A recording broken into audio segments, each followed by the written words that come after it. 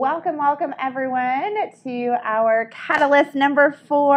I'm so excited for everyone that's joining us online and who is going to be watching this video later, and our girls who are here locally. I have really had a lot of fun putting together this training for you all, and really spending a lot of time, a lot of late nights. That's when I work best, is usually late at night anyway, of really putting some pieces in place. Now, I gave you a whole lot of homework last time for class number 3, so I'm going to be much easier on you for class number 4. Actually, I didn't even bring your homework. I'm going to post it later to the group, but it's pretty simple. And what we're going to get back to where I started, of really wanting this training to be focused on the head stuff, head and heart. And then we went into last week more the skills and the basic skills of doing the business, and the skincare class and those kind of things. And then now we're kind of bringing it back again to more head and heart stuff, because really what signifies the most your success in Mary Kay is not your skincare class. It's not really everything you say perfectly on a phone call or the right text message, or, you can line up all the national sales directors and they'll all tell you a different way that they got to that place, but the difference was their heart was in the right place. Their heart was the same, that they led from their heart, they led themselves well. And so that's what we're going to talk a lot about today, is really leading yourself well. Because if you want to be successful in this business, you have to learn how to lead others. But in order to lead others, you have to lead yourself first. And so that's what we're going to talk about. I think that Mary Kay is the greatest personal growth journey that you can ever go on. I think Linda Tupin said that, Mary Kay is a tool that builds self-esteem, builds self-confidence, and builds wealth. And so we're going to talk about self-esteem and self-confidence today. We're going to talk about learning about yourself. One thing that I didn't really get to cover last week was the DISC personality styles. We kind of ran out of time, but it was an optional thing on your homework, that you could go do an online profile for the DISC, which I really encourage you to do, because you will learn a lot about yourself. It's a great investment of $30 to really learn about you, because when you learn about you, then you're able to learn about others, because guess what? Everyone's not just like you. But I have a really great CD of a class I recorded on the DISC, and so I'm just going to make that available to you all. I'll post the link. Just remind me, one of you guys, that if I don't post it in the Facebook group, to post it on there. So some of you already have it. If you're a new consultant, you automatically get it from me. But you all can order it online from my CD guy, and so you can pull that off of there. And so that way, because I already recorded all my training on that, well, you just go listen. That's part of your assignment, is to listen to that CD. I'll put that on your homework list. And we really talked about, I hope you've really continued to be work with tracking, right? Of really tracking your numbers, using your bubble sheet, using your monthly tracking sheet. I'm going to transition the monthly tracking sheet of the bold, bolder, and bodacious to actually have a focus on parties as well as faces, okay? So like the bold level is going to be at least 3 parties with a total of 15 faces, okay? So you have a combination of parties and faces, but it's going to have at least parties in there, because it's so much more effective, it's so much more profitable, it's the best use of your time to be focusing on parties. You focus on faces, you'll get faces, but you won't necessarily get parties. But if you focus on parties, what happens? You get faces, right? And so we're going to really work towards focusing on parties. So we have 3 parties a week for the bold level, or a month, 6 parties for the bolder, and 10 for the bodacious. And of course, that averages, if you have 5 people at each party, you're going to hit those faces. But sometimes your parties will be less, and that's okay. But you can include the faces in there as well. So you want to be able to have both of those things that you're working on. So I really want to encourage you to talk about parties. Really, really, that's such the key. And of course, working with your wedding list of people that you're always going back to, and pulling more people off of there. Really talking about seminar, because that is just around the corner and it's coming. So you want to make sure that you are registered for seminar and that you are reserving your spot and working out those details, because we want to have a really, really big group at that seminar. Because of course your events change people. Events have the power to change lives, which is what we talked about, right? So seminar, I posted in my Voxer group today a message from National Sales Director Leah Lachlan. She talked about going to her very first seminar, and it was $700, and she did not have the money to go to that seminar and spend $700. And she begged, borrowed, pleaded, put some on a credit card. She scrimped and saved and found a way, but it was at that seminar that she caught the vision to be a national sales director. And of course, when that dream has come true, she's now surpassed $1 million in earnings. So was it worth a $700 investment 5 years ago that she didn't have to earn $1 million? right? I think so. I would definitely think so. So if you really want to take a quantum leap in your business, then being in this space, I was listening to a message this morning on my way here. I think I posted this a few weeks ago that talked about success is always inconvenient. Always. There's no way to be successful in a convenient way. And our society is so dependent on convenience, convenience, convenience. We put a high value on convenience, and that we sometimes think, well, if something's inconvenient, I don't need to be doing it. Well, probably the opposite is true, right? You do everything that's convenient, that's not healthy. It's convenient to drive through fast food every single day, but that's not good for you, and we know that.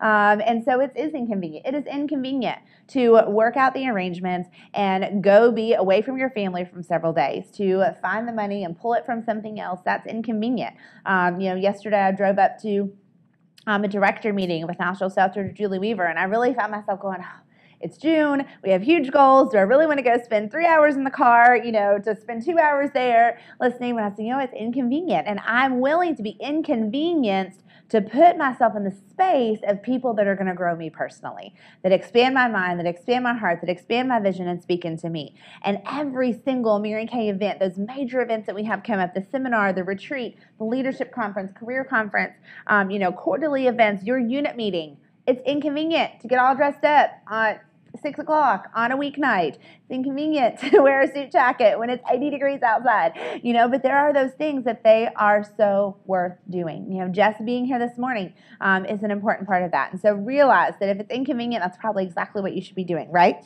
So I'm so excited that it is June. It's my favorite month. It's championship season, and I'll be sharing a message about this as well. You play a key role in your unit goal. You always play a key role in your unit goal every week, every month, every year, but especially in June, because that is when it's really, really important. So what are you choosing to absolutely make happen? You ask yourself, what will I do that I've never done before? What's the one thing that I'm going to do this month that I've never done before? Is it a 5-party week? Is it a 10-party week? Is it 30 faces? Is it 10 sharing appointments? What is one thing that I'm willing to do that I've never done before? And I issued a challenge to my unit to make your chicken list, and this is going to be part of your homework, is make the chicken list of women that you are intimidated by, that are already very successful in one area of their life, whether it's be a stay-at-home mom, whether it's a corporate executive, whatever that is. She's successful in her life. She's very sharp. She's professional, and she is a woman that is someone that you would love to be in her space, and you're a little bit nervous or scared to ask her about Mary Kay because you think maybe she would laugh at you. But that's who you want to talk to this month. Going after those women that are intimidating to you is exactly what makes you grow, right? If you only work with people that you're not intimidated by, then you're not really going to grow or move forward. So you have to look at those people. I remember as a brand new consultant, my director told me I had to do pearls of sharing, and I had to do sharing appointments, and she was long distance to me, and I don't think we even had 3-way calling back then. I don't remember us having it, so we must not have, way back in the olden days. And so she's like, pick someone that's intimidating. And so the most intimidating person to me was the woman that was the director of admissions at the college where I went. So I went to her and said, hey, I have to practice on doing sharing the marketing plan with women that are really successful. And I picked you. Can we sit down and just let me tell you the Mary Kay story and you give me your feedback? Now, I knew there was no way on earth she would be interested in Mary Kay, right? She was successful. She had a family, and, she was very good at what she did. I just thought, she's the person that scares me the most that's in my circle. It took a lot of guts just to even go up to her and ask her. And, of course, I still remember sitting on her couch, and I had my little folder, my recruiting folder, and went through the little pages, read through the stuff. And at the end of the time, I just followed the script, and it said, so is there a reason why you wouldn't want to order your starter kit? And she's like, no, I think it sounds great. I'll give it a try. And I almost fell off the couch. I remember literally thinking to myself, don't drop your jaw. Just smile and act normal. And hand her the paper agreement, and she filled it out. So, you never know what's going to happen, what's going to be blessed through your obedience, okay? And she was one of my first 3 team members.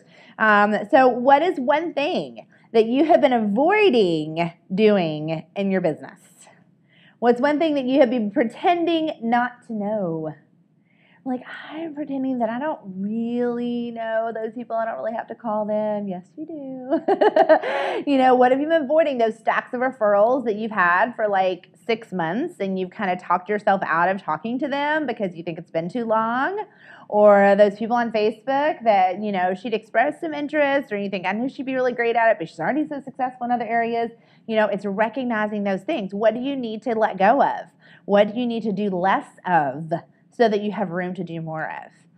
What are those new habits that you need to create in your life? Doing that one thing that you've been avoiding is where the growth will come. Growth will come from that. You're not going to get somewhere you've never been by doing the things you've always done, right? You have to do something you've never done to get somewhere you've never been. And it takes courage, and it takes faith, and it takes stepping out of your comfort zone and doing something radically different. So be obedient to the process. Stephen Furtick, one of my favorite authors and speakers, talks about that God gives us a promise, and the reward of that promise is called the payoff.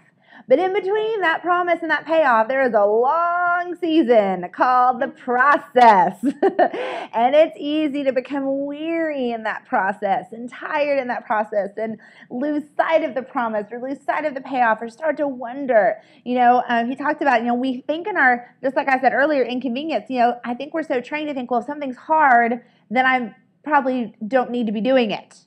But it's really the opposite, right? The things that are hardest are what are going to have the greatest payoff and the greatest reward for us. So don't just go towards what's easy. Go towards what is hard, and that is where you grow.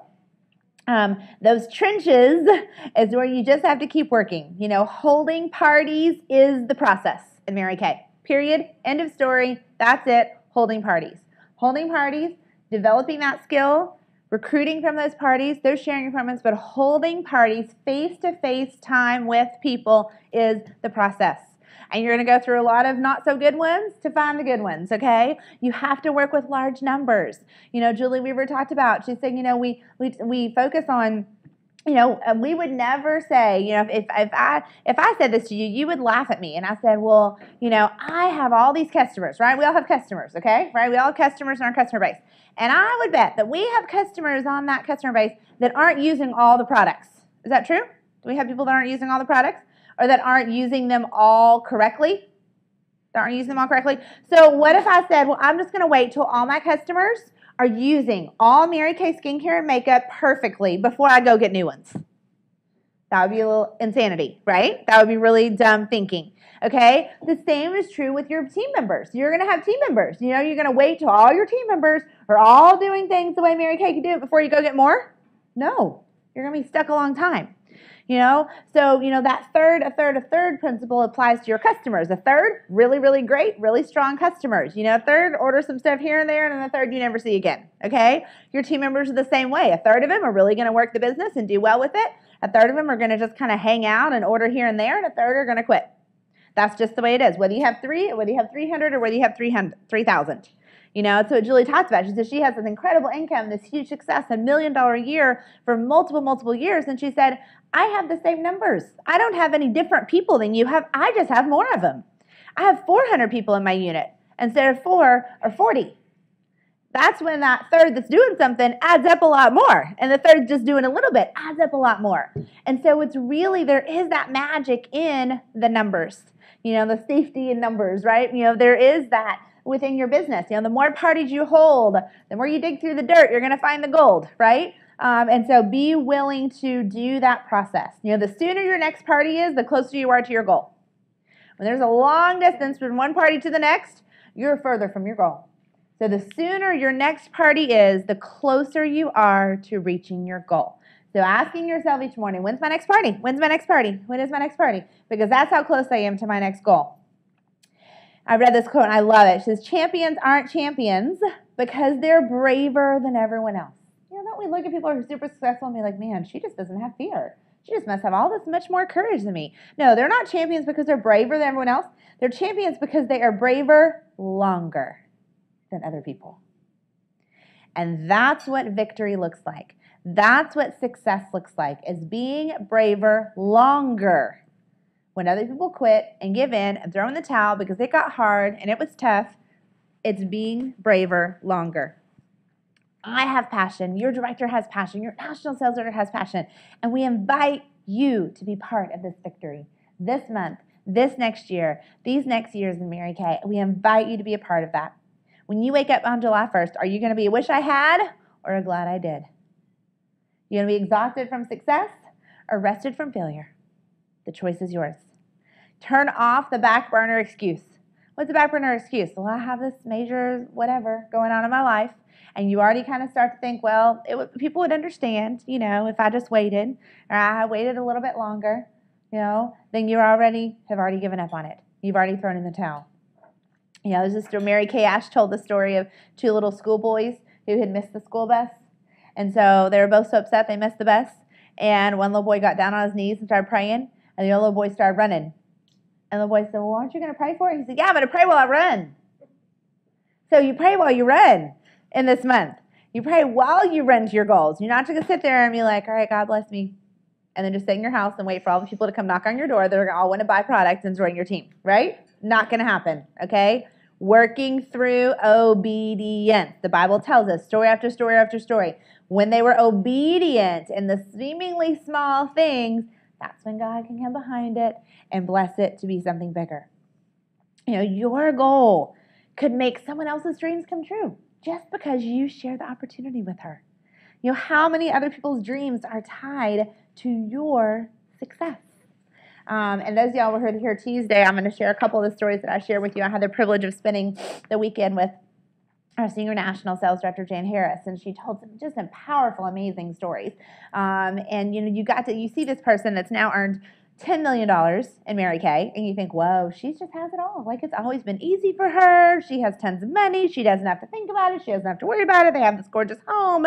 But what we don't see is the process she went through when she left her kids and she did party after party after party, and the crazy people she had to deal with, and the no-shows, and the cancellations, and the postponements. She went through the trenches. Now she is enjoying. She said, you know what? She said, I find myself some days going, I have to really work to think of something else to dream because all our dreams have come true. How nice to have that problem, right? She said, our dreams have come true. She said, I have to really challenge myself to think bigger of something that we haven't done yet or can't do yet because Mary Kay's far exceeded those things. And she was a small town Iowa farm girl with a high school education that never got to go to college. Their honeymoon was one night at Motel 6 when they got married at 19 and 20. And now where are they? And when she started her Mary Kay business, she had saved for several years her birthday money that she got every year and had it in her jewelry box and was saving it up for something special. And she went and pulled that money out, and that's what she used to buy her starter kit because they didn't have the extra money. There were no such thing as credit cards. There was another option. But she was bold enough to be obedient to what she felt like God was calling her to do. And as a result, she's someone that I've really learned a lot from because her husband has been a stay-at-home dad. They had 2 young kids, and so he stayed home with the kids. And he had worked 2 jobs when she first started her business. He was working 2 jobs, and she was working a part-time job, and they were being home with the kids as well. And so they had the opportunity that after a few years at Mary Kay, he quit his second job. And then it came to the point her business was doing pretty well. She was a sales director. She was successful. But he came home one day from work, John, her husband, who's just the greatest guy, one of the most serving people. And he said, hey, there's going to be a bunch of layoffs at work. I just found out. And he said, I'm not going to lose my job because, for whatever reason, his job was safe. He said, but my friend Tony is one of the ones that's going to be laid off. And he had 3 kids, and their wife was pregnant with the 4th child, and they didn't have any other insurance. And he said, what would you think if I gave my job to Tony? Because then I just came home to work with you. And I just came home and I worked with you. We made Mary Kay income fully, and that way he didn't have to lose his job. And so that's what they did. He went into his boss, and he asked him permission to do that. Of course, his boss thought he was crazy. He said, that's what you want to do if you want to give your job to someone else. So he did. He left. He became full-time dad and Mary Kay's support husband. Her income doubled that year, which is huge because she had that extra help and support.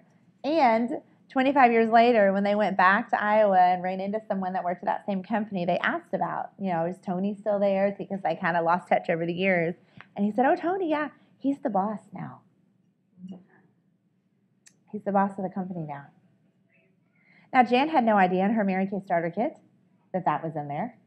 That a life for Tony and his family and their dreams and their future was tied to her decision to have the boldness to step way outside her comfort zone when she was very shy and nervous and timid.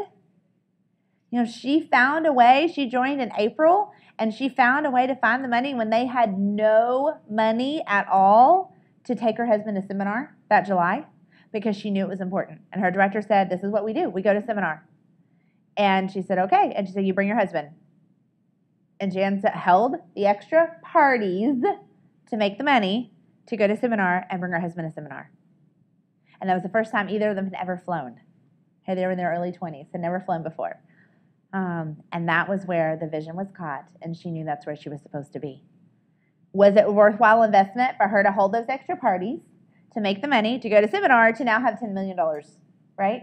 And countless people have made their dreams come true. So let's talk about working with our mind. So keep in mind, when you recruit, you build your future, just like I just talked about, right? When you recruit, you build your future, and you build other people's futures as well. Jan said, she said, I believe that God says that when I prosper, I will prosper you so that you can prosper others. And she said, my life is built to serve other people. So, when we talk about what holds us back in Mary Kay is these 6 inches between our ears, right? These 6 inches of right here, what we're thinking about. You got to think about what you're thinking about. And so we have the difference between our conscious and subconscious minds. And, when you really study this, your subconscious believes everything is fact. Okay? Your subconscious does not have the ability to reason with what is true or what is not true. Okay? Your conscious mind is what reasons with it. So that's why sometimes, when you first are waking up, and maybe you're thinking about what you dreamed, and you're thinking, did that really happen? Or did I dream that?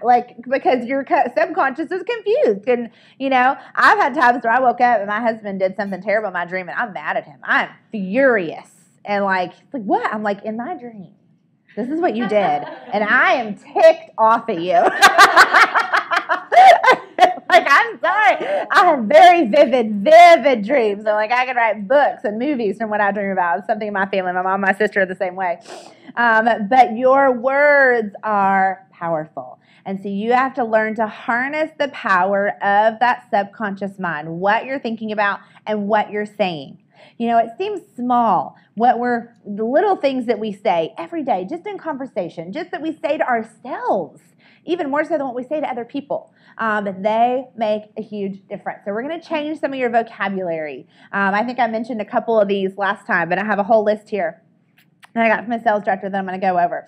So we're going to substitute some of the words that we might regularly use that are not really effective, and we're going to change what we say. So we first got to start changing what we say, then that changes what we're thinking, or changing what we're thinking and changes what we say. They both go hand in hand. So have you ever said, I'm overwhelmed? Right? I've said it. We've all said it, especially in the month of June, or we have a huge goal, or it's something we're working for, and we have so many things on our plate. I'm overwhelmed. So here's how we're going to reframe that. Do you find yourself saying or thinking that? Your new phrase is going to be, I'm in demand. Oh, that sounds a lot better. It makes you feel really important. I'm in demand. Important people are in demand, right? I'm in demand. Instead of saying I'm stressed out, right? Oh, I'm so stressed out. I'm so stressed out. I'm stressed out. Guess what? You're going to be stressed out. If you keep saying you're stressed out, it makes you more stressed. So I'm stressed out. We're going to change that to I'm stretching my capacity. I'm stretching my capacity. Because what does that do? That makes it feel possible, right? I'm stressed out feels I'm out of control. I'm overwhelmed. I feel out of control. When I say I'm in demand, that's empowering. When I say I'm stretching my capacity, it feels like I am in control of this, okay? And I'm growing through it, all right? Instead of saying I'm frustrated, I think I shared this one with y'all, I'm fascinated, right? No, I'm frustrated. It's I'm fascinated. I'm frustrated that all these parties keep not holding.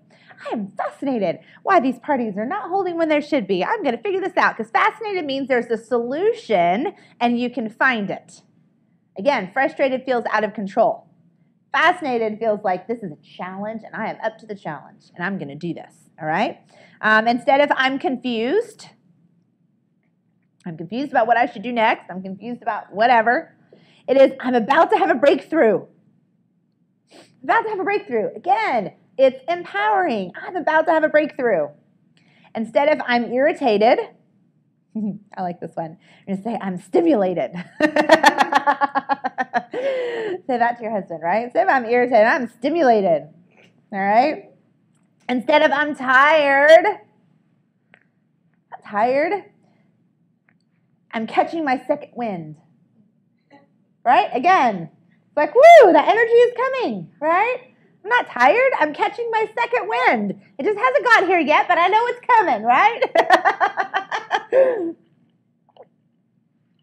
I'm catching my second wind. All right? Instead of I'm angry, we change that to I'm passionate. Much better word. I'm angry changes to I'm passionate. Passionate. I'm passionate. Okay? Instead of I'm anxious, that is I'm excited. I'm not anxious about this goal or this vision. I'm excited about it. Instead of I'm lonely, we say I'm available. Right? I'm anxious changes to I'm excited. And I'm lonely changes to I'm available. All right. There's your new vocabulary right there. All right. You wrote fast. I want y'all to put those up somewhere that you're looking at them and that you're reading them and you catch yourself. Where's our little rubber band, right? We're going to snap ourselves. We're saying one of the things. Oh, nope, I'm going to switch it. I'm going to change. It's amazing how powerful your words are and how much they have an effect on how you feel. You know, just like we talked about last time, of just your body posture, right? Of standing up in your position of power and how your mood is reflected in that. I mean, that's like fascinating to me. I love stuff like that. You know, it's just like, that blows my mind, but it's so cool.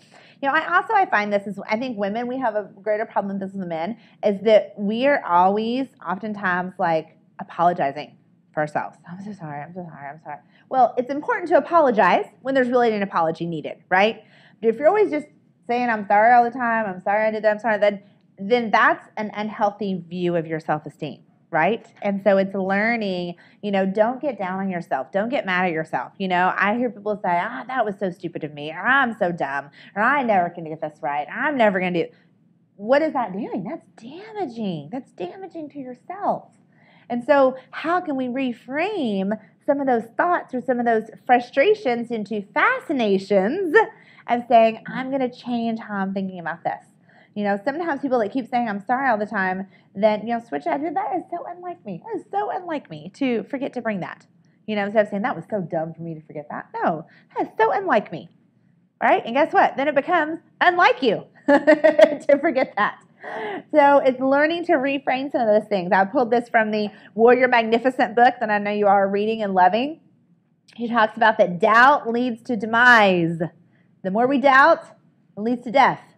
You doubt yourself, it leads to death of self. Doubt leads to demise. She said, dream and live, or doubt and die. Overanalyzing thoughts lead to paralyzing thoughts. So be careful not to overanalyze everything that you're doing either. And I want to share with you all this is my favorite magazine that I get called Success Magazine. Highly recommend it.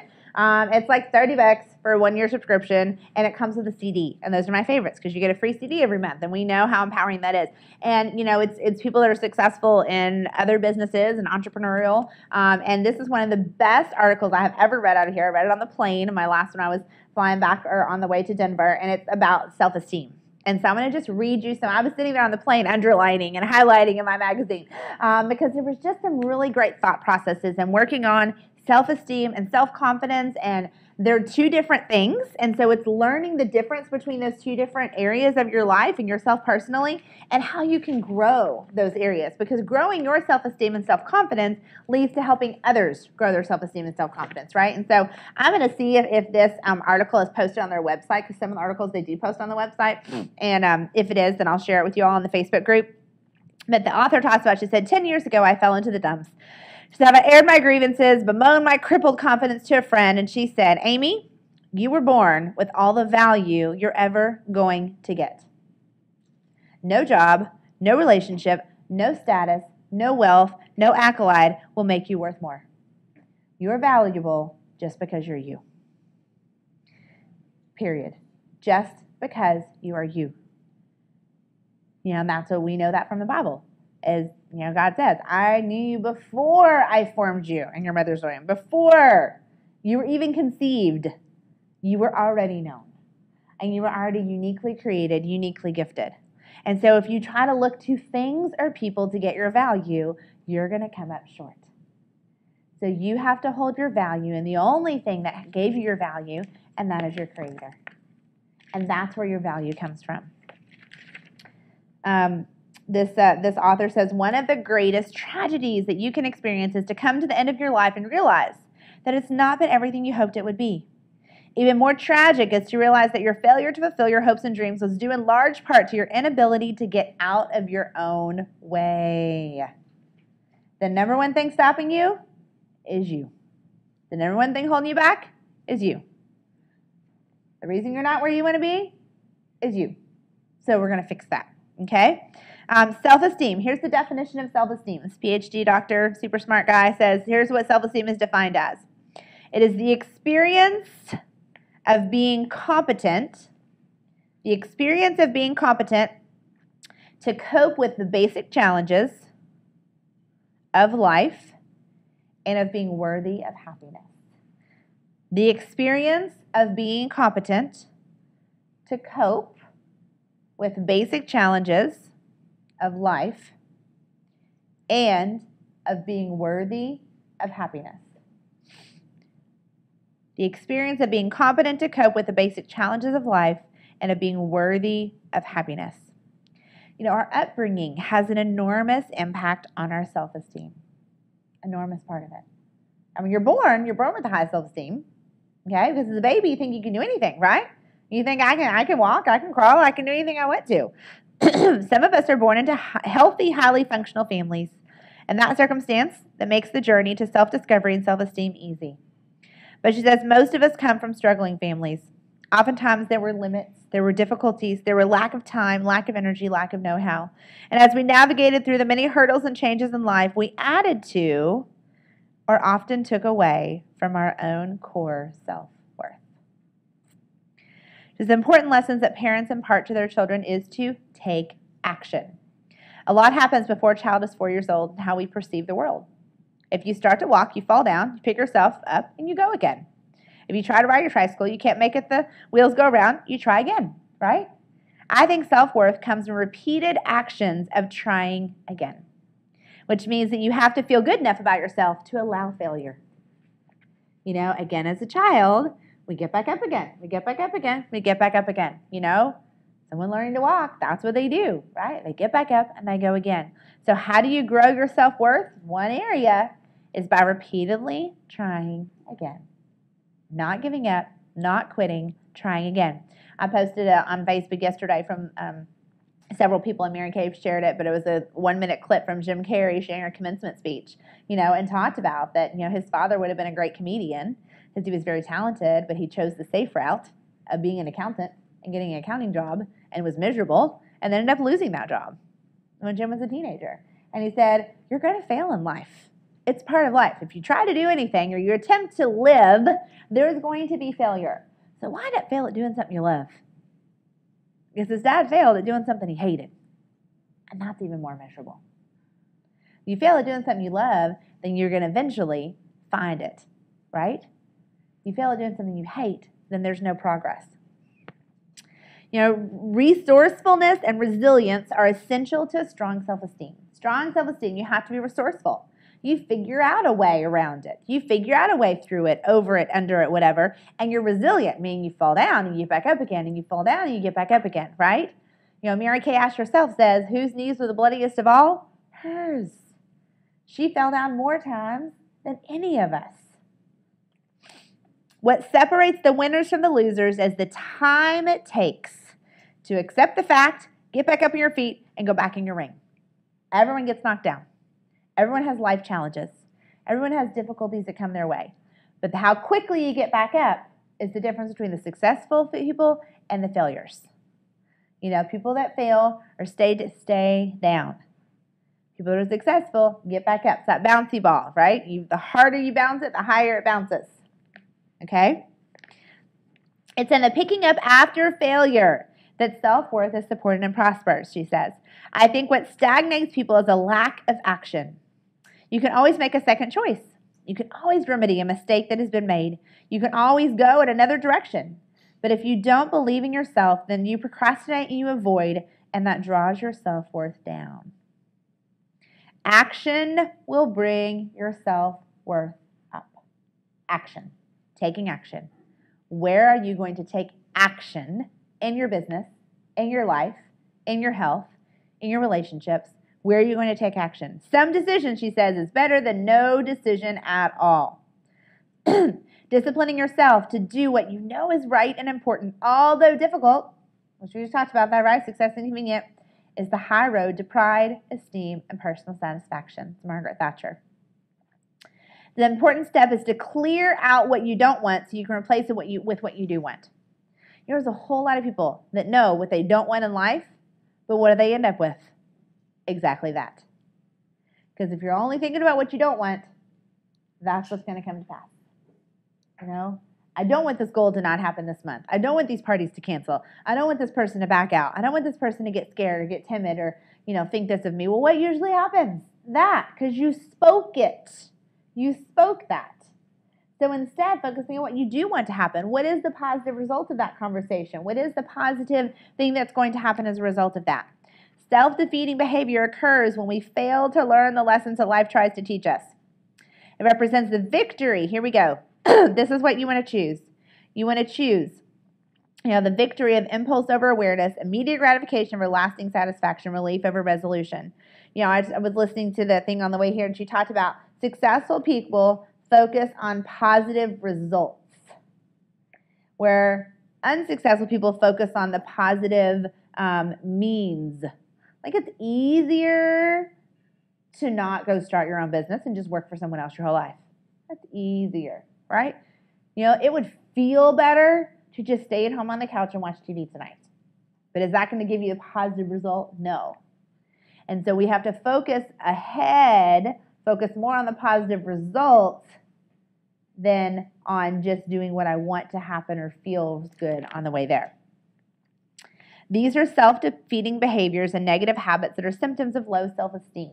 And I thought these are very interesting. And you may not get all of them, but you can mentally just listen. And like I said, I'm going to try to post this article. Which said these are some of the things that would be symptoms, just like a disease.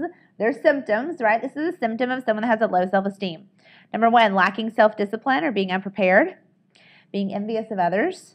Staying too long in a job or relationship or situation that you know you should leave. Pretending you're fine when you're not. Taking things too personally. Worrying constantly about what others think, not asking for what you need, focusing on your weaknesses or having low expectations, or being impulsive or panicking. So if you wonder, do I have low self-esteem or not? If you have several of those things that resonated with you, then yeah, that's an area that you want to work on and that you want to grow in. So let's talk about confidence. What about self-confidence? Confidence, he says, can be summed up in 2 words. And again, this is where Mary Kay got this from.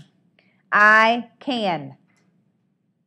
Is your first thought I can or I can't?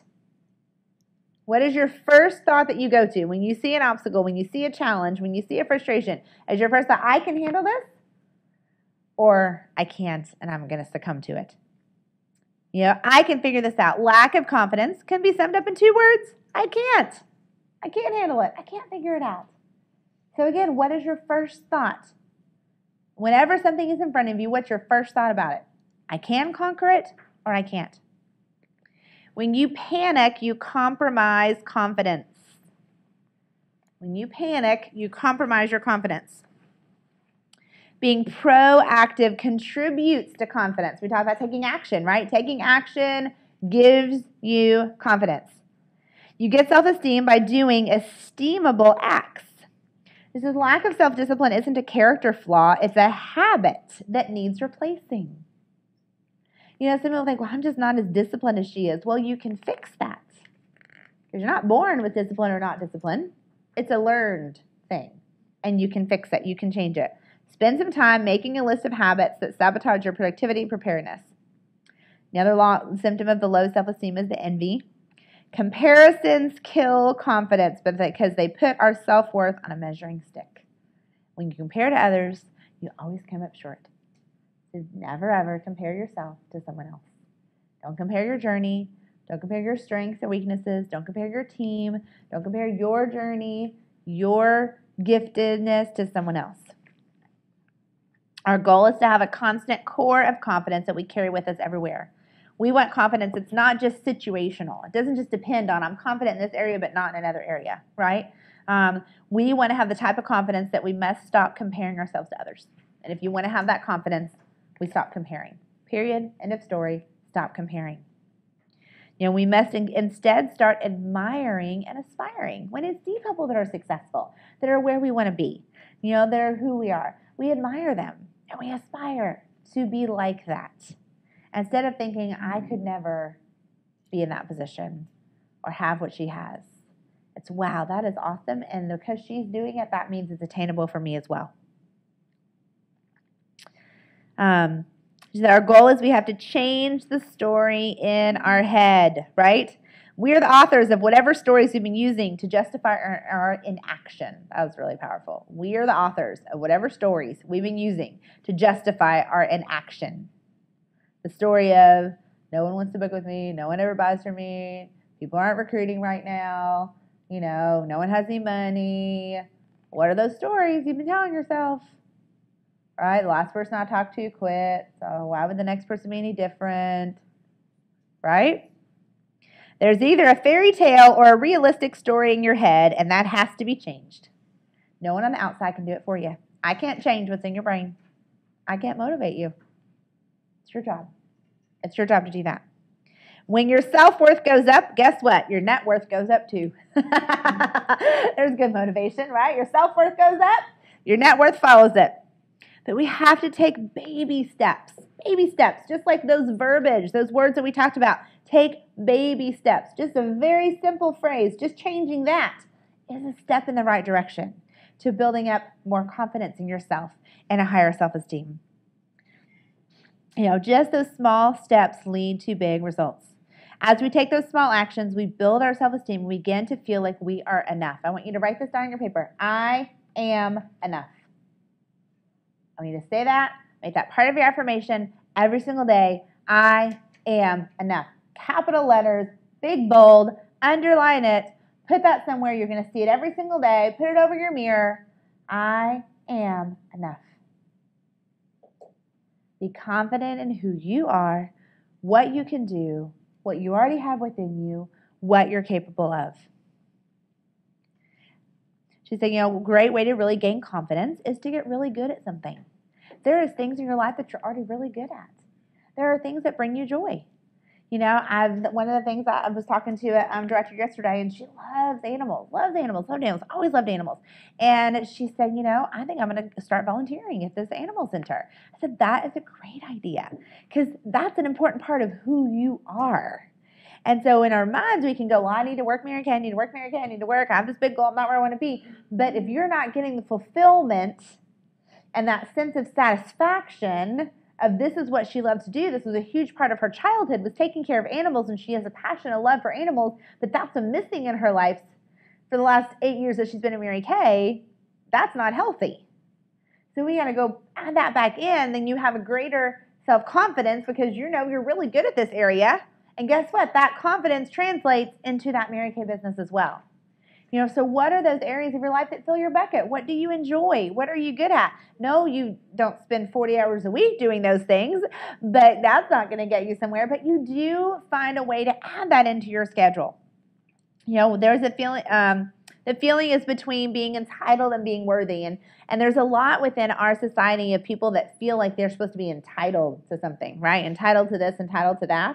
And so sometimes we think that it's good for us to stay away from that by feeling unworthy. But there's a big difference between those two things, okay? Being worthy is very important. And that's a positive thing, and that's a good thing, and that's how God created you. Being entitled means I should get it and you should give it to me and I shouldn't have to work for it. That's incorrect. Being worthy means I deserve this success because I worked for it and I got there and I'm worthy of having that reward. Entitled means I expect you to hand it to me on a silver platter. That's not healthy. So don't confuse those two. It's really important to make sure those stay separate. Our worth comes from doing something meaningful with our time. So she talked about wealth is what you take from the world, and worth is what you give back, of giving back to other people, pouring into other people. A primary sign of low self-worth is that no matter how much we achieve on the outside, we still feel empty on the inside. This is often called imposter syndrome, which is when someone is famous and financially rich but not wealthy in what really matters. Because what really matters is to matter. It's to feel that we're making a difference. Every single person walking down the street, in that store, in your neighborhood, in your family, wants to feel like they're making a difference. At our core, we want to belong to something greater than ourselves and want to feel like we're making a difference. That's why you share your dream book. That's why you share your goals. That's why you appreciate your customer that bought an eyebrow pencil and let her know the difference that made for you, for your future, for your family. That makes her feel important. You matter. You matter to your family. You matter to your unit. You matter to our company. You matter to our national area. But you have to pass that on to other people too, of enrolling them in the part that they can play in your vision and in your goals. When we feel we are making a difference, success feels shallow. It is important to have that deeply satisfying success and feel like we're contributing, that somewhere is better off because of us. Make sure you're choosing something, which Mary Kay does this for us. It gives us daily proof we're making a difference, right? Don't we get that? Every facial that we do, every skincare class we do, every sharing appointment, every conversation, every interaction with someone, we're making a difference. We're making a positive difference. We're making someone feel special, feel important, feel loved. When you take responsibility for creating a life that you're proud of, your self-esteem will skyrocket. Are we ready for our self-esteem to skyrocket? Write down, I am power-full. Not like powerful, but I am as in full of power. I am power-full, F-U-L. L-L, sorry, F-U-L-L. So I am full of power. So you're not just powerful, but you are powerful. You have the power to change your circumstances. You have the power to build your self-esteem, to grow your self-confidence, to have a greater self-worth, to instill a greater self-esteem and self-confidence in other people. Confident women raise confident kids. That was one of my huge goals when I had children, is I want confident children. And I knew that they don't have it if I don't have it, because I can't pass them on to something that I don't possess.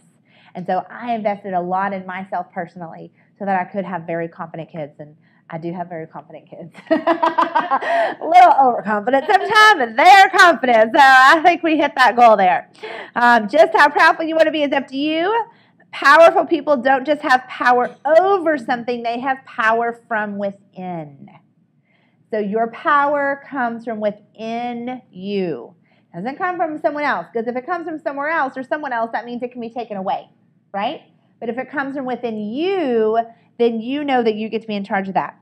Building a healthy self-esteem takes time. This doesn't happen overnight. You don't wake up one day with low self-esteem, wake up the next day with 1,000%. It takes time. It takes doing the actions. It takes putting yourself in the space of people who are healthy that can pour into you, which is why y'all are here right now. That's where you're putting yourself in that space. Don't let yourself be drawn down or drained by toxic people. We all have toxic people in our life. And I think that's something that every single one of us go through when we start a Mary Kay business, is that we have to cut out some people in our life. We do. And it's not until we get into Mary Kay and we see what a more positive, more healthy relationship, friendship looks like, that we realize when one isn't healthy. And it's hard sometimes. It's hard. It's hard to say, I can't hang out with you anymore, or I can't listen to that. Those are difficult decisions that we have to make, but they are worth it. We have the power on the inside.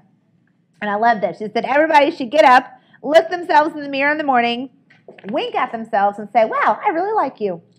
So there's your little challenge. All right, so you write that down. Every morning, I wake up, I look in the mirror, I wink. You got to practice your wink. Wink at yourself and say, wow, I really like you. What you speak about shows up. You say you like yourself, guess what? You're going to start liking yourself more. You're going to like yourself more. Wow, I really like you. Not just like you, I really like you, right? You got to build your own self up. It's not someone else's job, it's you. One of my all-time, so leading yourself first, just like we talked about before, leading others. And learning about yourself. Aren't we always on a journey of learning about ourselves? One of my favorite books, it was huge for us to read early in our marriage, was The 5 Love Languages. And if you haven't read this book, highly, highly recommend it. The 5 Love Languages. They have one for your children. And whether you're single or married, this is really good to learn about yourself. And they have part of your homework is going to be go onto their website, and they have an online little quiz that you take. It's not a quiz. No, that sounds bad, but a survey, whatever, there's no right or wrong answers. And you choose, like, if you're single or married or whatever, male or female, and it asks you these questions that help you figure out what your love languages are. Just like we speak English, Spanish, French, whatever, right? If I were married to my husband and I only spoke French and he only spoke English, and we only spoke our own language, we would not be able to communicate, right? It would be very difficult for us to have a relationship if I spoke only one language and he only spoke one language. I have to learn to speak his language. He has to learn to speak my language so we can have a relationship and a conversation, right? It's really hard. I'm sure y'all been around people that speak a different language than you. It's really hard to even carry on a conversation, right? Because you can't. And you can't really have a communication or relationship with someone that you can't even talk to, right? Because you're speaking totally different things. You have no idea what they're saying. They have no idea what you're saying. And that's what happens in the 5 love languages. There are 5 love languages that all of us speak with on an emotional level, not just a verbal level, but an emotional level. And so you have a primary love language that you speak, and you have a primary love language that you like to be spoken to in. And so time and time and time again, as I see relationships with people that sadly break apart, a lot of it could have been fixed because a lot of reasons, but this is a very simple thing that if you learn this, your relationships will be so much more strong and powerful. You learn those love languages. So you can read about it on the website. It's the 5 languages are gifts, like giving gifts, words of affirmation, of building someone up positively, physical touch, acts of service, doing things for someone, and quality time. And so you have to know what your love language is and what you like to be communicated to, and then what your significant other's love language is. And so, success in your Mary Kay business is dependent upon healthiness of relationships. And the healthiness of your spouse relationship is high on that list. And so, but you have to have a great relationship with yourself and with your spouse. And so learning this, and it really helps you, it helps me as your leader. And part of your homework is going to be able for me to know what your love language is. Because when you feel loved and appreciated, you're going to want to perform more, right? You're going to be able to better work for your goals, work for your dreams, and have more confidence in yourself if your bucket is being filled. So I want to know how to best fill your bucket. And that's where this 5 love languages is really, really powerful, because it's going to help with that. I'm going to tell you guys another story, and I absolutely loved this thing that Jan told us. And she said that, we talked about it a few minutes ago. I said, you never know how many other people's dreams are tied to your dream, right? And I'm a story person. I love stories. I remember stories. And Jan Harris shared with us on a very personal level, and she shared this with her whole national area at her fall retreat a few years ago. So I know it was okay for me to share this with y'all. But she shared that when she was 19, it was a few months before she got married, she was raised in Iowa. Her parents, she has 2 older siblings that are like 12, 15 years older than her. So very significant. So she was kind of like an only child because they were pretty much out of the house. And she said when her siblings were young, her dad was a farmer and they lived off the land and farmed. By the time she came around, her dad had his own business and sold insurance. And so it was a very different childhood and background that she had from what her siblings had. But she said when she was 19, it was like 2 months before they got married, to her and John, they found out kind of by accident that her dad had been living a double life and actually had another woman and another child. And this was very difficult. It was actually the secretary of his insurance business. someone that was a very close personal friend. You know, she'd spend time with her. She hung out in her dad's office. I mean, how many of us hang out in our parents' office all the time? And, you know, she said, my mom, she was miserable, but stayed in the marriage. And she said, and I asked her years later, I was like, Mom, why didn't you leave? Because things were never the same after that. And she said, honey, I couldn't. I never worked. I didn't have any skill. I didn't have any money. There's no way I could have supported myself. Because her dad had been very, very controlling and made sure mom never worked and never went outside the home and didn't have those things. So her mom had zero self-confidence or self-esteem to leave a bad marriage. And so Jan Harris said, she said, subconsciously, in my mind, I decided if I ever have the ability to give a woman the freedom to do whatever she needs to do, then I'm going to. And that was, she said, I didn't realize this till years later, that was what fueled her and her Mary Kay business. Because when Mary Kay came in her life, she saw this as a vehicle to give freedom to women to not have to stay stuck, to not have to stay miserable.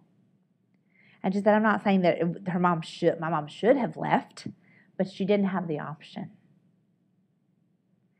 And she said, you know, years later, she actually just went through this past year a very difficult, similar situation with one of her directors who's been married many years.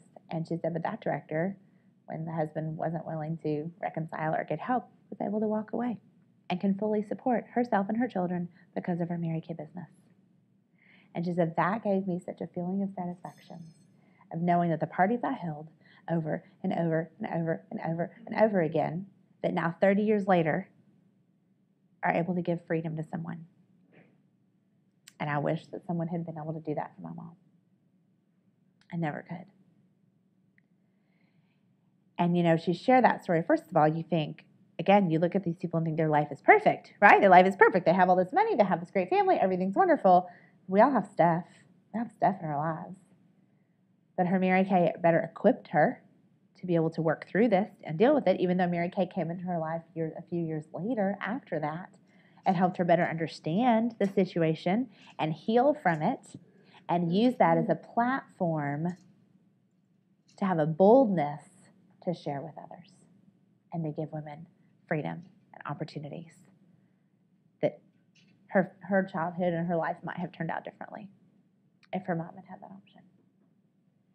And she said, I love my dad. I forgave him. We had a good relationship through the end of his life. She said, I was the one next to him when he died. You know, she said, but my brother and sister, both very unhealthy. They both live incredibly bad lives. She said, they're both alcoholics, and we have no relationship. She said, but I think that I'm able to deal with this that happened because of my Mary Kay. And I'm able to be a healthy, normal, functioning person. When I had other people that had the same thing happen to them, that went off the deep end and have never been able to deal with it or get healthy and has no relationship. And she said, so because I have no relationship with my siblings, she said, Deb Pike, who's her national offspring, she said, she's my best friend. Her husband is my brother. She said, they're the first people we talk to. They're the people my kids call aunt and uncle because of Mary Kay. So you have a choice every single day to suit up and show up or not. And that choice you make affects a whole lot more people than just you. It affects people you don't know now, and you may never even know or may never even meet. But that's who it affects. And there's people my husband meets with on a weekly basis at the Pregnancy Help Center. I'm never going to meet those guys. I have no idea who they are. But this makes a positive difference in their life because my husband's able to be there to counsel with them, to meet with them, and to work with them because I made a choice to work on Mary Kay business to give us the financial freedom and flexibility for him to be in that position to minister. I had no idea 17 years ago when I ordered a starter kit that would be inside there. And you have no idea what's inside your starter kit and what's still inside there. And you have more to learn and more to explore and more to reach. But it's a daily decision to do it when you don't feel like it, to call someone you're scared of, to get back up after you're knocked down, and to just keep going no matter what. Because it affects a lot more than just you. What if Janet quit? What if she quit Mary Kay? That director today wouldn't have had that choice. And what if her life would have looked very different? So, let's talk about our finding your why And that's kind of leads me into, that's what Jan was talking about, as she said, I realized kind of on accident that was my why in Mary Kay, why I wanted to be so passionate about this business. And she said it took me years to figure that out. And so, there's a part of your homework is going to be watch this video by Simon Sinek called Finding Your Why. It's awesome. It's incredible. It's amazing. I'm reading his book. Put it on your list. It's called Start With Why by Simon Sinek. I'll post it in the group. It is phenomenal. But it's just all about the thought process and the mentality. And he takes so many examples of successful people and successful brands and talks about the ones who are the most successful. People buy why you do something, not what you do. And so when you share with people your vision, your passion, your purpose for why you're in Mary Kay, you didn't get in Mary Kay just to sell lipstick, right? That's not exciting, and that doesn't change the world. There's something much deeper and greater than that. But when you know what your reason for being here is and what your purpose and your calling and your passion and your why, you draw other people to you because of that, because they want to be a part of it. And he goes through all those different things. He said, but in a millisecond, on a subconscious level, in the neocortex part of the brain, when people are talking to you, they either feel attracted to you or they don't. It's that simple, right? 10 seconds to make that first impression, but it's even less than that. It's 1 second. Immediately, someone either gets a good vibe and a connection from you or they don't. It's an instant reaction they feel. It's something they feel. They can't even think. They probably couldn't even put words behind it. But, you've had people. I've run into like just somewhere deep in my gut, this is just not good. Like it's not someone I want to be around. It's not someone I'll be a part of or whatever. Or it's like, I love this person. I've known her for 2 seconds and we just feel connected. Like that's because that person has those same core values as you do, and you don't even realize it till much later in the relationship. But people don't buy what you sell. They buy why you sell it. They don't buy Mary Kay because it says Mary Kay. They buy it because of you, because they like you, because they have a relationship with you. People don't buy what you do. They buy why you do it. Why are you in this business? To enrich women's lives, right? That's our Mary Kay mission statement, is enriching women's lives. Mary Kay's mission statement is not sell lipstick or give away more cars or give away more diamond rings. None of that is tied to it. Those are fruits that come as a result of it, but they're not tied to it at all. So he talks about thinking through, figure out your why, and I'm going to send you all some questions that you can ask yourself to help you really think through on a deeper level, what is my why? And these are some of the things that's kind of, you'll go through a little bit more in depth and you'll talk through with your sales director. We have no problem telling people what we do, right? I'm a realtor or a landscaper, a web developer, whatever, but we rarely share why we do it. And that's what people will remember though. They'll remember that. When you search for why you don't find an answer, it's time to take a step back. What excites you? What do you see in the world that makes you feel fulfilled? You want your day-to-day work and actions to fit that towards your overall vision. And then you have to articulate that into why. When you find your why, others will find you and join the movement. My why that I feel like I've said, and I didn't even realize that's what I was saying until I did this, is to empower women to be their very best, to find their natural gifts and abilities, to bring those out to their fullest potential so that they can live their best and they can pass it on to future generations. And the financial benefits are a side benefit of it. But it's really about helping women be their own best selves and believe in themselves. We lose momentum in our business because when we have someone, we're counting on someone else that gave us momentum, it's not sustainable. There has to be something within us that keeps us motivated, that keeps us working. How many people have started a business and it goes really well and then they get the result and they lose momentum. And then they start up and then it loses momentum and they fall back again. Why is that? Because they haven't identified their why. Your why isn't to get out of debt. That's not your why. Your why isn't just to pay your bills or to get a free car or to be a director. Those are goals, but that's not your driving why. It has to be something much bigger than that. If you're doing something just for a certain amount of money or ability, you'll quit your job and you lose all momentum because it's not sustainable over a long period of time. So there has to be set on something that's really more of an intangible, like a lifestyle. I want a lifestyle of family freedom so we can do what we want, when we want, with the people I want. That's a lifestyle. It's a way of being. It sums up your intent. It's not a dollar amount. Because then when you get there, then you stop, right? If Jen said, I just want to be a millionaire, well, she would have stopped at $1 million. And none of us would be here. But that wouldn't have been about impacting lives. To say, it's a much greater than just something small. It has to be something bigger. But the most rewarding whys, the most rewarding missions and purposes are the ones that include other people. Other people. He gives an example of this guy who placed an ad. He led this Antarctica expedition many, many years ago. And so he put an ad in the paper to find people that want to go on this expedition. Okay? Here's what he could have written in the ad. Okay? He could have written, our Antarctica expedition, need 5 years experience, $30,000 pay, 9 to 5, good benefits, you get to work on a boat. You could have put that. And that would have been the what they were going to do, right? What you're going to get, what you're going to do.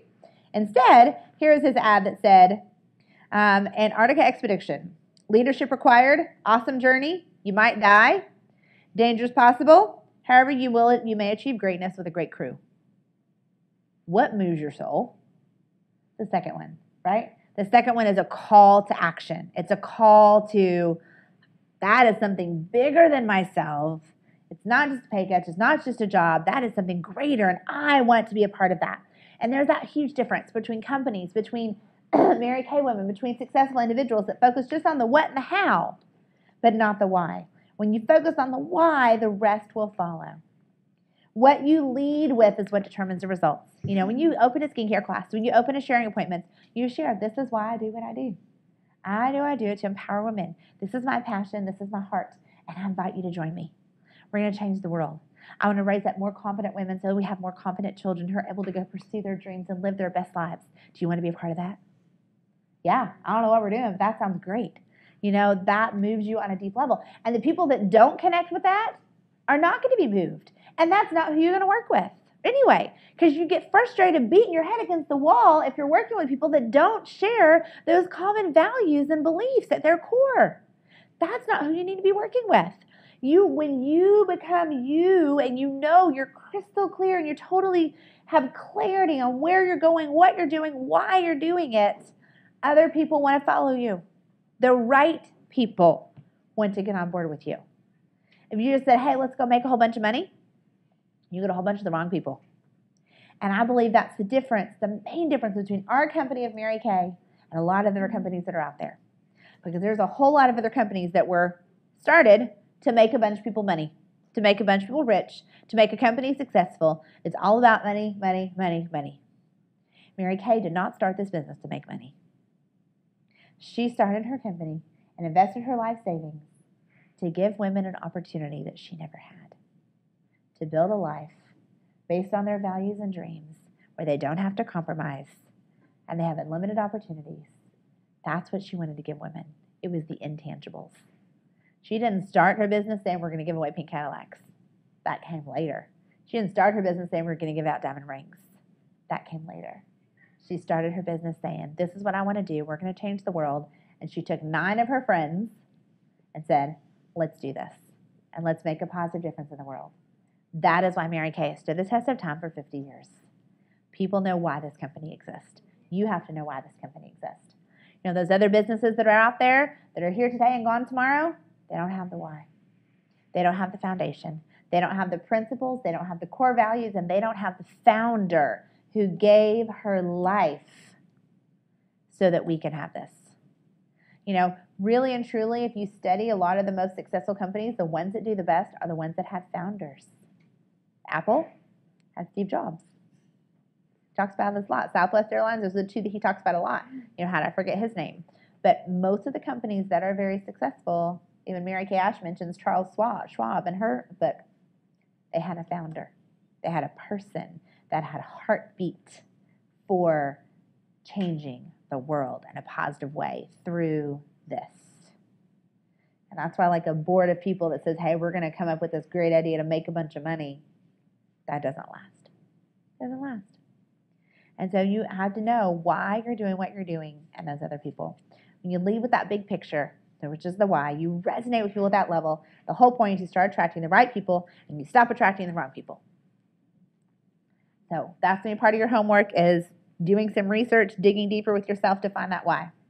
And I challenge you to submit to your calling, commit to your vision, omit fear. So submit to your calling, commit to your vision, and omit fear. Love that. Submit to your calling. Commit to your vision. Omit, that means get rid of. Omit, fear. You know, and when for a coward, fear is the center of attention. A champion acknowledges fear and rises above it. So we submit to our calling, we commit to our vision, and we omit fear from our lives. For a coward, fear is the center of attention. For a champion, acknowledge fear and choose to rise above it. And then number 4, emit passion. That's where your why comes from. When you are just oozing with passion and enthusiasm and excitement, guess what? People want to be a part of it. They want to be on board. They're like, I don't know why you're so happy, but like, I wish I was. And I want to be part of what you're doing and what we're doing here. You know, people are drawn to you and they're drawn to that. And, you know, it's not hard to go find people that want to do what you want to do. So finding your why is really key, and it's something you're going to learn and you're going to grow. And you don't have to go write a mission statement, write a vision statement, like all this kind of stuff. Like, don't get bogged down. Keep it simple. But it's going back to times in your childhood of when did you feel really successful? You know, when is the happiest childhood memory that you could think of? And I said, what is your happiest childhood memory? What comes to your mind? And that's going to be part of your homework that you look at. You know, one of my things when I was a child is we went to a Christian school. So every school has fundraisers, and so we always doing fundraisers. And our fundraiser we did at our school was always fruit. We sold these boxes of fruit, and you know what? Every year, I wanted to be the best. I wanted to be the top one. I wanted to sell more than anybody else. And I did whatever. I worked and I went out every single day. And this is before I could drive. So like I walked the neighborhoods and I would go to people and I had my customer list of people that the same year I would go back to them and say, so do you want the same of those 4 boxes you bought? Would you like to jump up to 5? I didn't know what I was doing, right?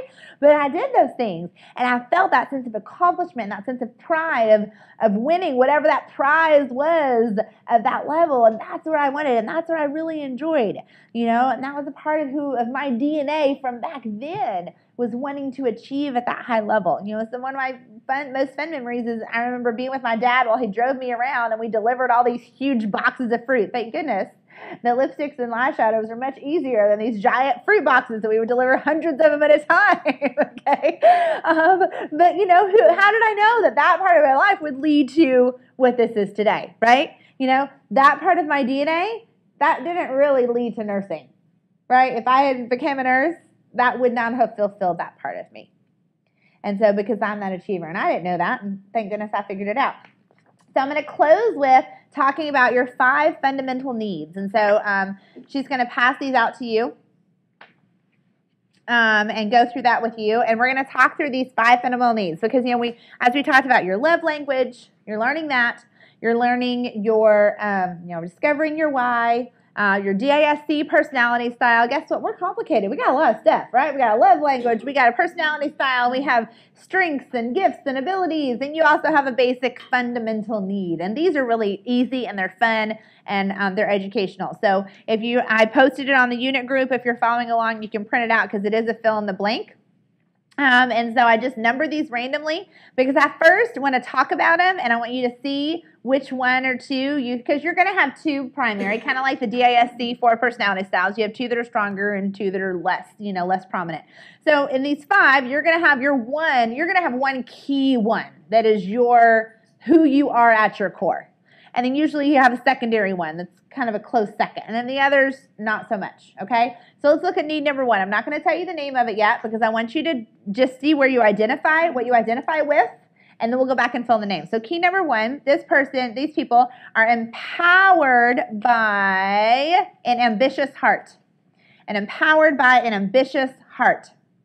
Achievement is an urgent calling. They have a highly competitive spirit, strive for the top, loves to break records and achieve, likes to receive recognition, spotlight, admiration, respect, values relationships that challenge them. They have great clarity through the process. They don't get muddied, watered down, weighed down by incidentals. They take the lead without thinking in any situation. And they are energized by the win. Energized by the win. That one is me, if y'all hadn't wondered, right? You know, take the lead without thinking in any situation. Like, I mean, as a kid, I bossed everybody around. Like, and anytime I'm in any situation right now, like if someone's not in charge, I will take charge, you know, because like someone needs to be running this. You know, I don't care where I am. I'm at a store. I'm in a, you know, a group or something. I'm like, someone needs to take charge of this because someone's not taking charge, so I just do it. You know, it's just without even thinking about it, I just do it. So I can't really be part of something without leading it. So we're going to look at these, and I'm going to go back, and I want you to see, okay, which one, like some of you are like, that totally describes me. Absolutely, yes. And you're like, maybe not. Okay, so let's look at number 2. Number 2, people are empowered by moving other people's hearts and actions. Empowered by moving other people's hearts and actions.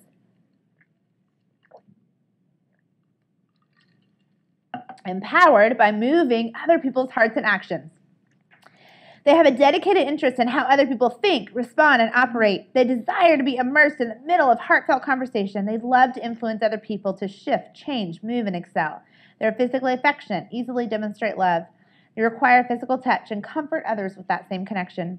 They value relationships that stimulate her head, her heart, and her soul.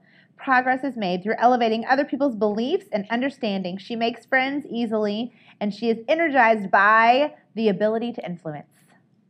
She's energized by the ability to influence. All right? See if you see yourself there. Number 3. Now, those first 2 are usually the most predominant. And so if one of those is not your first one, it will probably be your second one. Okay, so there's probably going to be one of those 2 that you at least somewhat related to, because those are the 2 most common that will be either your first or second one. So let's look at number 3 option. Number 3, women are empowered by an open agenda. Empowered by an open agenda. She does not respond favorably to rigid rules or strict conformity. Hates rules. Has the innate desire to create her own way. Easily strays from the planned venue. She loves to soar in a positive direction where no one's holding you down. Desires to control her decisions, her direction, and her schedule. She values mature relationships that don't require constant attention. She loves to express herself through her actions, through her own agenda. She's energized by options. She likes friendships that don't require a lot of energy and time. She asks herself, you know, what happens if I'm put in an environment that's really rigid, and if I feel boxed in, I leave. All right, so she's energized by options. Energized by options. Empowered by an open agenda. Energized by options. Number 4, this person is empowered by a party. A party. A party. She's empowered by a party. She's motivated by the ability to have fun and conversation and laughter on a daily basis. It's got to be fun or she don't want any part of it.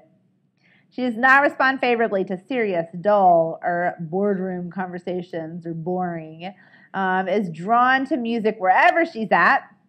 She's inspired by the opportunity to experience the uncommon, new venues, new atmospheres, unfamiliar horizons. She loves vacations, loves new destinations.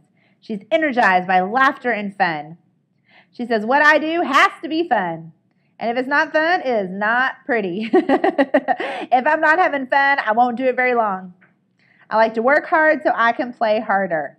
So empowered by a party and energized by laughter and fun. Energized by laughter and fun. That was number 4. Oh, did I read these in the wrong order? I did. It was number 5. Sorry. My paper must have been out of order here. Okay, that was number 5. Yes. So number 5 is empowered by a party. I skipped one. And number 5 is energized by laughter and fun. Okay, so let's go back to do number 4. Number 4 is she's empowered by a stable environment. Empowered by a stable environment. Number 4. She is not innately impulsive. Needs to think things through. Values trust and stability in relationships. Motivated by the ability to control and create her own future. Feels better to save it than to spend it when it comes to money. The best feeling is peace of mind, and she's energized by a savings account. She has a very few close friends. Okay? So number 4, she's empowered by a stable environment, and she's energized by a savings account. So I want y'all to look at those 5 and put a little star next to which one you think totally describes me for sure. Okay, I think y'all can probably figure it out. Okay, pretty figure it out. And then like put a little, line next to what you think your number 2 is. What do you think your number 2 one is that probably describes you? So as you look at those list of those characteristics, the number 1 that stands out to you the most, and then probably my plan B option. Okay, and then I'm going to give you the titles of them, because sometimes like the title of it, I don't tell you that because you're like, well, I want to be that one because that sounds cool. No, you have to be who you are, okay? You have to be who you are, who God created you to be. Your DNA stands for do not argue. Do not argue with who God made you to be. Do not argue with who you are, with who your gifting is, with what you're good at, with what your story is, and what your journey is. Do not argue with God, right? You always lose. So here's number 1 is actually called power and achievement. Number 2 is called love and connecting. Number 3 is called freedom and choice. Ones that have an open agenda, okay? Number 4 is called safety and security. Ones that are energized by a savings account. And number 5 is called fun and pleasure. I know what you are. All right, number 5 is fun and pleasure. She says, it's very interesting. We all have, a need that we are born with. One of these 5 basic needs is a need that we are born with as our primary need. And when that need is being met, you are confident, you're excited, you're on it, and there is a flow to what you do. You're in your sweet spot. You feel like you have the Midas touch, okay? It's not a struggle, it's not challenging, it's not difficult. You're just going and you feel like you can do anything. Lots of these will apply in different areas, but there is one that's your ultimate need. And when you know that need, then you can make sure that need is met. And when that need is met, it opens you up to perform with excellence. But when you're in a time in your life that need is not met, you feel tired, you feel diminished, you have a low confidence, and it becomes a struggle every single day to live your life, to do your business. When you have your need being met, then you go through life and the ups and downs come through, but you can gather those experiences and you can learn and you can grow and you can feel like that as I move, then another door opens on another level. And I can go through that door at that next level and I can continue to learn and continue to grow, and then another door opens on another level. And you just continue to just keep going and going and lifting yourself up to keep going. To say, sometimes you get frustrated and we're not making progress as fast as we want to, but it's important to gather your experience, to learn, but to make sure your need is being met. So we have to first know what the need is, right? We got to know what our love language is so that we're feeling loved. And then we have to know what our need is so that need is being met. Because all of these needs can be met through your Mary Kay business, thankfully, right? But we got to know what they are. Because if you're trying to do this part of the business that I enjoy, or what your friend enjoys, and you think, well, she's really good, I thought maybe I should get better at that, but that's not who you are. So you have to do what you're good at, what you love it. And Jim Rohn said success is not something you go after. It is something you become, then you attract more of it. It's not something you go after. It's something you attract, and then you go after, and then it's something you become, you attract more of it. So important to figure out the basic need because it's God-given. It doesn't have to do with your atmosphere. It has to do with what's inside you. If you don't figure out a way to get that need met, then you will be diminished and you start to operate in another need mode. And when you're operating out of a need that is not yours, you're not feeling empowered. You're not happy. You're not exhilarated. This is a motivational need. When your need is not met, you're not motivated. So that's important, right? This business is all about motivating yourself. If a freedom and choice person is being led by someone that's very rules and regulations, they leave. If a power and achievement person is with a leader who's not challenging them or helping them be a big thinker or achieve higher and higher, she's out of here. She jumps ship. This is why it's key for, again, your leader to know what your need is. I can probably guess for most of you, but I want to know what your need is. because then we make sure that's being met, because you have to have a win somehow, no matter what. You know, that power and achievement person needs that win. They need that sense of accomplishment constantly. You know, one of the girls was talking about, she said, I was so frustrated in my business and I wasn't like achieving and getting where I needed to, so I went out and I weeded my garden because I felt powerful, because I could pull the weeds out, and I felt accomplished because I accomplished something. I had to find a win somewhere, okay? So you had to find that. You know, now if you're having trouble figuring this out, then sometimes you have to first look at what you're not, okay? You can look at that list and you can identify, yep, that is not me. Nope, not me, and that one is totally not me, okay? You can probably narrow out at least one or two of them. And then that narrows it down to go, okay, these are probably my top two. I can probably figure out between those two which one is stronger, okay? If you don't have your need in your life, it would make you cry.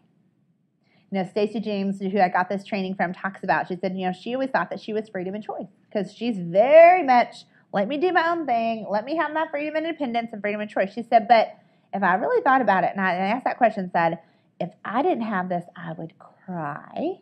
It wasn't freedom and choice, it was the love and connecting.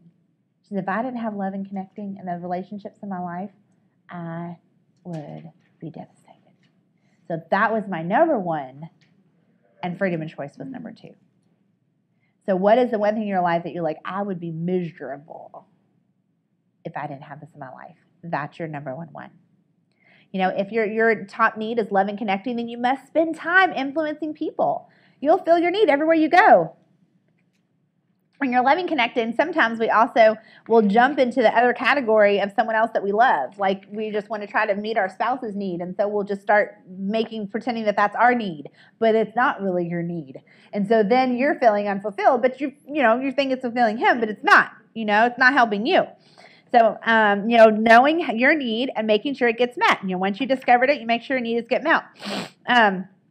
Sometimes you default to that negative or positive side, but you don't allow yourself to go the direction that you want to. You must be able to identify. You have a primary, you have a secondary. It's who God created you to be.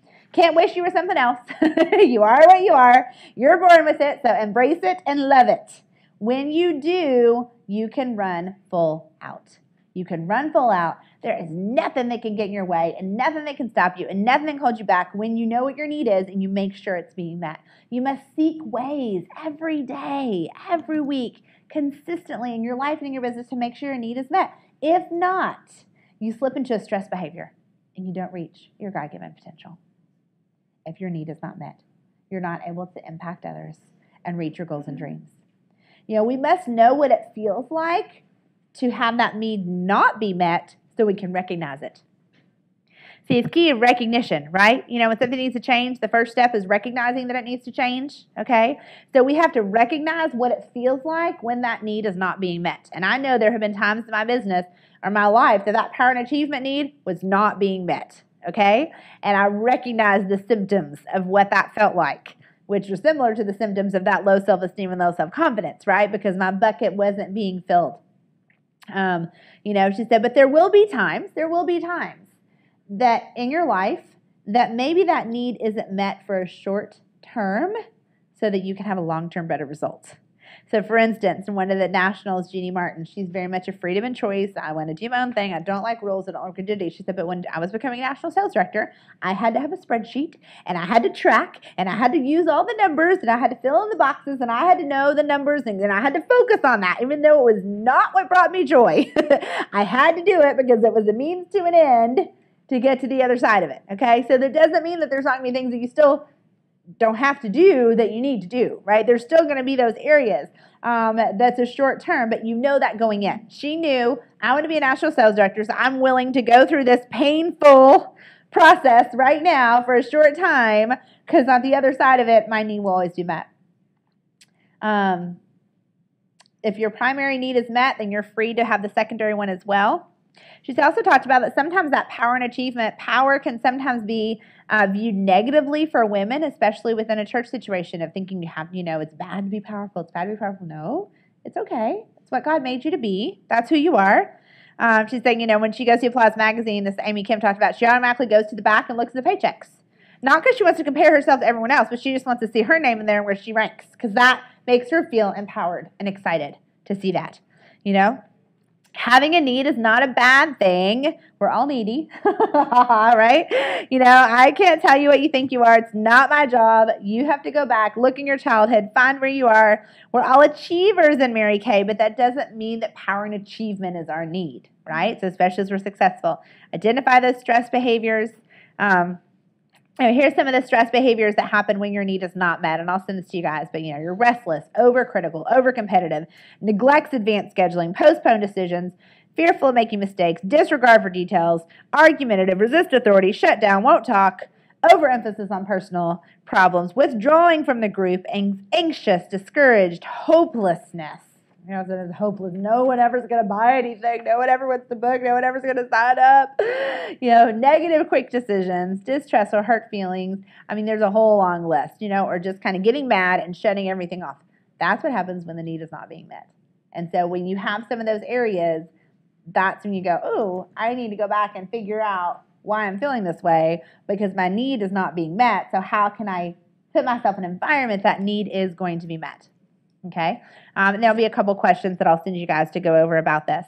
And so you have to find that way to be able to meet your need. And then I'm going to have you all talk. I'm going to leave that for your homework. So in closing, I'm going to share this with you guys. As I found this at when I was in Colorado, we were shopping, and we just went in this little shop, and it had this cool thing. I always go to the clearance table. Y'all like go to the clearance table because I always like to find the good stuff. And so I found it's a photo box, which I have the box over there. But on the inside, it has this little photo album that says, "Brave girls change the world with their wings." And it has a butterfly on it. That just give me the chills. So awesome. So this now sits on my desk, and I'm like, I love this because you are brave girls, and we are going to change the world as we spread our wings. And as each of you becomes your best, as we all become our best, it affects so many other people.